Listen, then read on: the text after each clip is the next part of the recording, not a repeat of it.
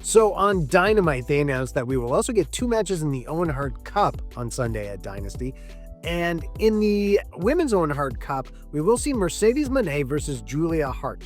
And this is very interesting to me. It's interesting to me that Mercedes Moné is in the Owen Hart Cup while she is the TBS champion, because that kind of goes against a bit of a structure that AEW has. I'm not sure it's the greatest structure they have, but basically in AEW, if you have a championship, you're not really in the mix for the world title a lot of the time.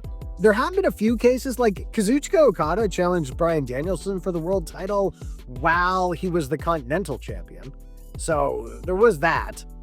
And there's been a couple of other examples as well, but for the most part, like if you have a championship, you're not, you exist in your own universe, you're just dealing with your challengers, and you're not vying for the world title. But that's not what Moné is doing. Moné is saying, I'm going into this tournament, I'm going to win it, and I'm going to challenge for the AEW Women's World Championship. And that's something that Jade Cargill never said, like in the 2 years that she spent as TBS champion.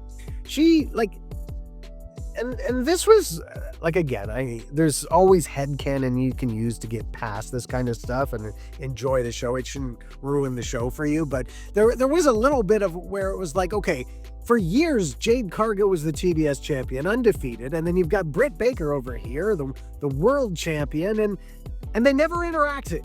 They never wrestled, right? So who's the best in the world? Who's the best wrestler in the division? So with the TBS champion now going into the Owen Hart Cup, all right, now everyone in the women's division has the same goal. Instead of like whoever's the TBS champion just pretends that the world title doesn't exist. So we'll see how far Mercedes Moné goes in the tournament, and if she ends up winning it, if we do get the TBS champion versus the women's world champion at All In. I think that would be pretty cool.